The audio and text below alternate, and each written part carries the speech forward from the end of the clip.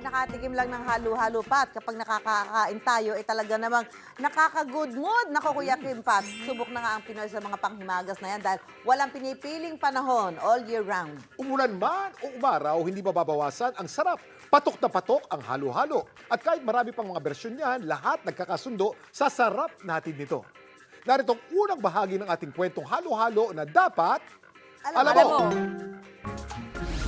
Tuwing tag-init, ito ang pambatong pampalamig. Pero kahit tag-ulan na, panalo pa rin daw itong panghimagas.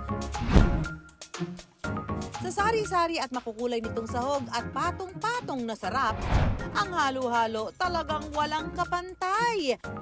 Alam mo ba na ang kinalakihan natin pampalamig for all seasons na raw saan mang panig ng mundo?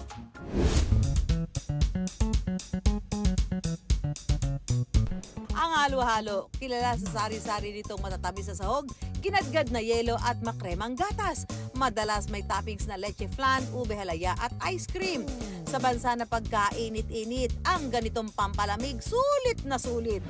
Alam mo ba na hindi raw sa mga Hapon nagmula ang halo-halo? Ayon yan sa food historian at culinary general na si Christopher Karangian. 1902, nagkaroon ng pagkakataon na magkaroon ng kauna-unang ice plant sa Southeast Asia dito sa Pilipinas. Ito yung insular ice plant.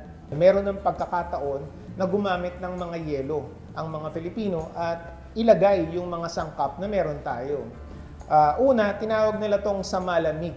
At kung makikita natin, nagsimula yung samalamig doon sa tinatawag nating mga soda fountain or yung mga milkshake ng mga Amerikano. Kaya kung titignan natin yung lalagyanan ng halo-halo, hindi ito inspirasyon ng mga Hapon. Ang tawag natin dito is milkshake glass. Wala tayong pamamaraan ng paggawa ng ice cream na instant. Kaya kinagkad nila yung yelo, tapos nilagyan nila ng gatas, which is similar to ice cream. And napakadaming panghimagas ng mga Filipino, mga minatamisan. Ito ngayon yung inilagay nila doon sa mga unang halo-halo na sinerve sa mga Amerikano. Pumatok din ang halo-halo dahil sa mainit na klima ng bansa. Kaya sa paglipas ng panahon, naging iconic na panghimagas na ito ng mga Pilipino.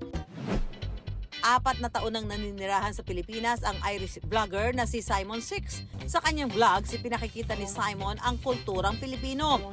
Isa raw sa di niya malilimutan sa Pilipinas ang unang beses niyang makatikim ng halo-halo. My first time having halo-halo was in 2019. My mom was visiting from Ireland and I was out with some friends. We went to see a movie and afterwards we went to a fast food restaurant and they came out and sang happy birthday to me and I got to try halo-halo for the first time. Si Simon ang makakasama natin ngayon para tikman at alamin ang sinauna at makabagong recipe ng halo-halo. Hey Kuya, I have a question for you. So, do you prefer a traditional halo-halo or a modern day version halo-halo? Traditional halo-halo. Same. Traditional halo-halo.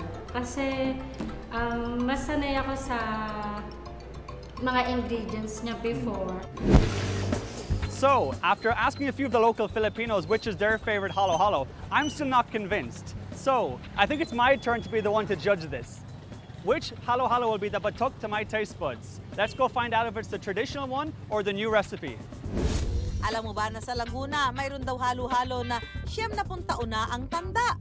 At may makremang version din ng halo-halo na talaga namang pinipilahan doon sa Alam Mo Ba? Halo-Halo Grace Series ng Dapat Alam Mo.